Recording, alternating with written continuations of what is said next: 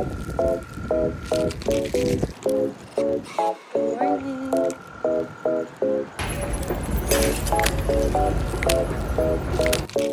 yung outfit ko today. Brown na top, crop top, coffee pants, kasi spring na.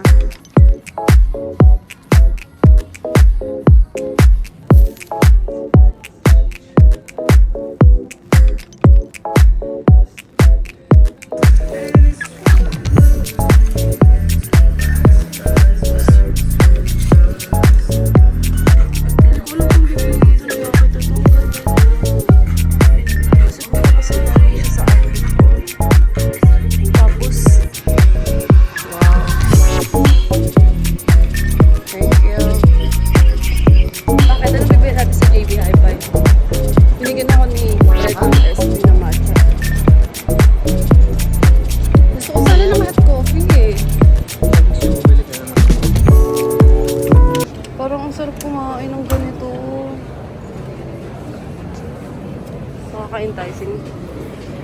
Sarap. How was it? That's all. Try the takoyaki. Ano? Convert mo, magkano? 450. Magkano yung 450 sa Philippines? It's like around roughly 150 pesos. $10 per pound. Mga 150 pesos. Sayap. Parang di nag-i-enjoy ah. Oo lang, ikaw. I'll try. We're planning to like buy some breakfast pero nag-lunch na kami. May 90 cents ako. Oh, just buy it there. Thank you so much. Thai food sa akin. Grabe. Ito $15 to. Yun din, $15. So guys, kung ako sa inyo mag-Thai food kayo kasi sobrang mura na dito sa city. Sarap. Ay, we, bestseller nila yun.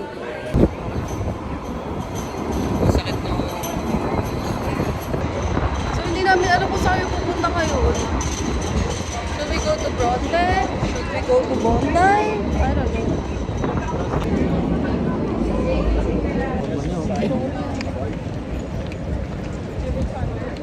Sobrang init ngayon. Pero naka-jacket pa rin ako. Hi, Fred. Hi guys. Bumabother ka. Ganda oh, salamin. Bakit ang view mo? Ikaw yun eh. Ay, sorry.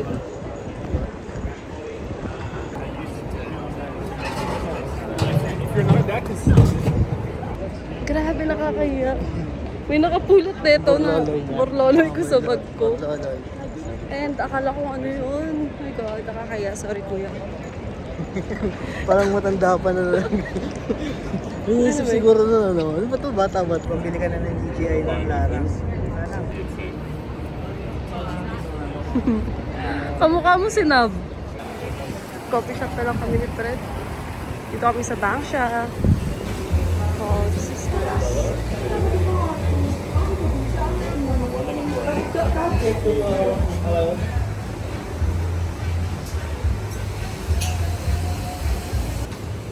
Chai latte sa akin tapos chamomile kay Fred.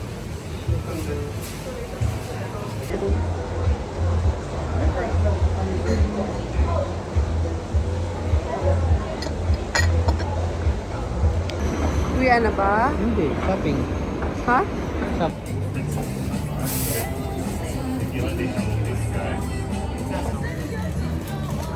Thank you. Sa dun side kami ngayon, parang Filipino town to. Diba?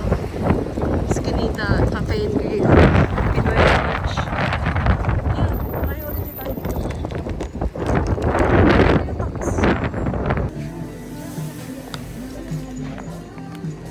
Dito kami ngayon sa Filipino shop.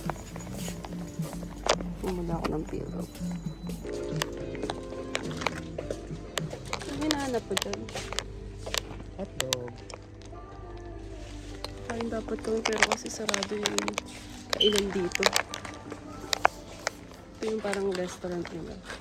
Or parang karinderya. And yun lang. Wala kami mahanap. Naghanap kami ng pagkain pwede kay Ate Lynn. What do you think? Ito yung mga bagay na nakakami sa Pilipinas. Yung mga ganyang tinapay. Well, nakukuha mo naman siya dito. Pero kasi, as in authentic din naman. Pero kasi ang mahal niya. I always compare, guys. Hindi mo maiwasan yun. Shit, may gusto kong bilhin dito. Lalabas dito sa Parang ang sarap nito. $9.50. Ang mahal nito ah. Like, ano ko ba? Tapos, meron pa rin dito. Palitaw, tsaka buchi. Oh, I cannot. Gusto ko siya.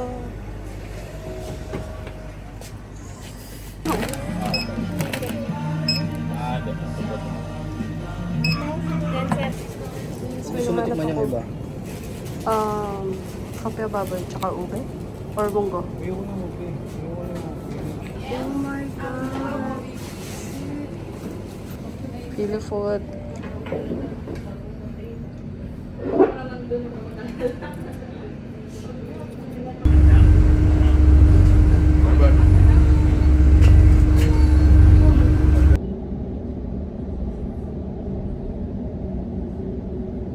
Grabe, alam niyo ba? Ginulat ako ni Fred. Bitili niya ako nung maletang to.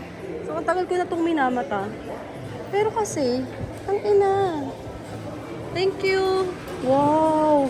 Grabe. Alam niyo, kung nakita niyo yung reaction ko, sobrang pure ng gulat ko. Thank you, Fred. Parang napilitan na. Oh, thank you. Dahil nilibre niya ako ng maleta, O ito. I let him decide what to eat today. Anything you want. Hi. Can I ask you something? Yes. Is this the best noodles for like stir fry? Yeah, yes, the dry mix, right? Yeah, the dry one. It's really best. Okay. Thank you. Ayun yung mahirap kapag hindi marunong mag-English. So, nandito kami sa Malatang ngayon. And, hintay namin yung stir fry namin ni Fred. At saka, ayun. Ikiisip ako kung papalitan pa namin tong maleta. Kasi parang feeling ko ang liit niya. Yeah, it looks like ang small, maliit lang siya. Pero kasi, ito na lang daw kasi yun nandun. And, yeah, I don't know. Hindi ko alam kung papalitan ko pa ba to. Kasi, aalis na ako next week. Like, 1 week na lang. Parang ang liit niya, no? Let's see. Ano yung mga dadali mo? Hindi kasi mga bulky things. Like shoes. Sa tingin mo yung shoes dito. But I've never tried to open it. That's the problem. Maybe I can open it right now. So, ayun yun. Hindi ko alam kung papalitan ko pa yung maleta ko. Or I think this one is enough. Gumo ko? Sarap. Tapit ba mo? The problem nga is I'm holding the phone. I'm holding my phone. Gumo ka kasi naman nun.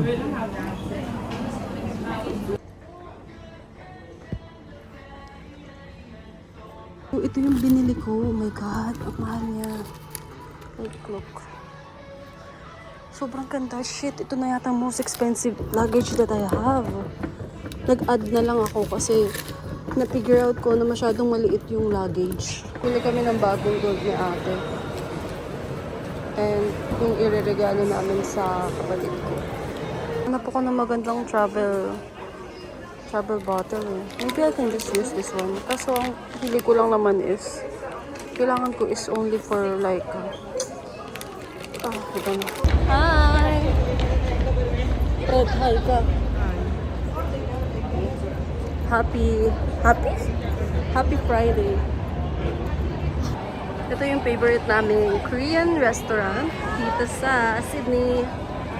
First time yata pupunta si Fred dito.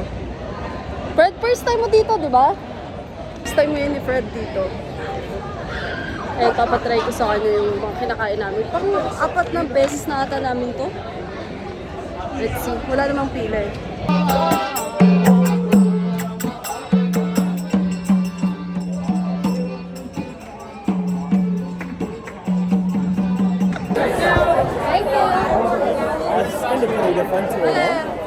sure you can always confirm to go back.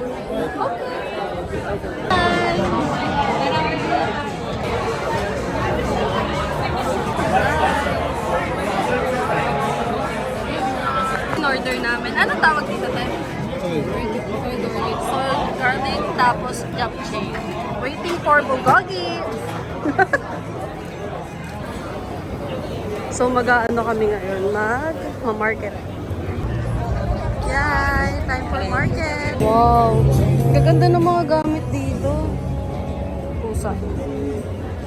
Ito yung accessories na naman, oh.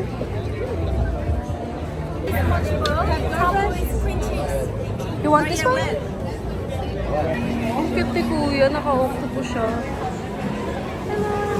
Ito yung mga pinamili namin. Pasalubong. Grabe, ang dami. Puro timtams yan. Tapos pamigay sa mga bata. Grocery day to day kasi mag-empake na kami. Tatry namin i-gather lahat ng mga kaya namin dalhin papuntang Pilipinas. Going home! Start namin mag-empake. Grabe, sobrang bigat na itong dala ko, be. Gigil ako, be. Diba? Wala ko na matapos yung vlog ko. Masyado nang mahaba.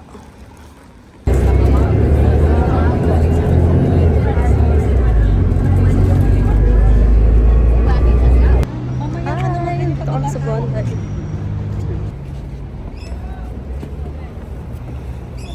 Wow. Lang stability tong... Hey guys! We're here in Bondi. Event ngayon ng Bondi, so wala naman nakikitang saranggola. Where are they?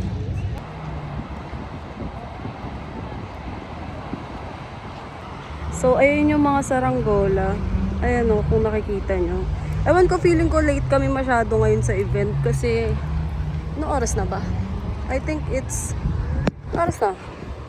So, feeling ko late kami sa event na yun kasi galing akong work tapos tumiretso lang kami dito. Good thing is, nasa city lang naman din yung work ko. And, lapit lang naman sa city tong Bondi.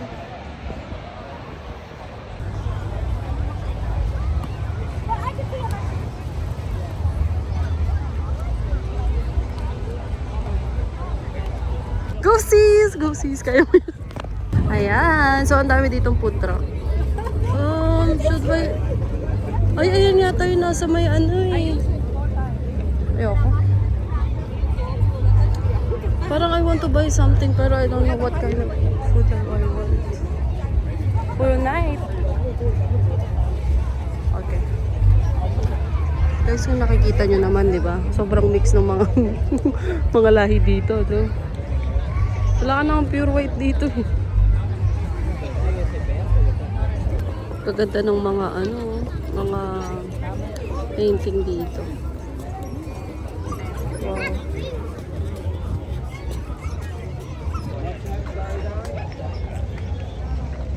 Ganda ng hair ko ngayon, grabe. Sobrang lambot. Tapos, feeling ko super healthy niya. Guys, dito kami kakain ngayon. So, ngayon ko lang nalaman na festival province pala to. Kaya pala puro saranggola. Okay. Gusto ko ng pagkain. Yep, lemonade for me.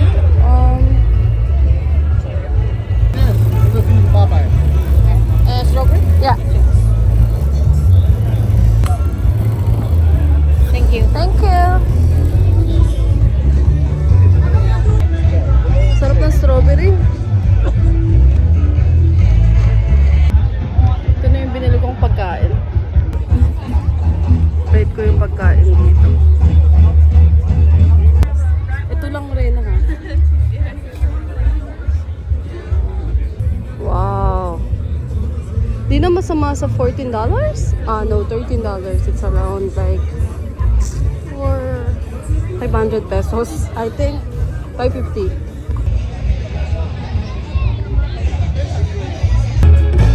So may event pa pala dito. Of course. Hello.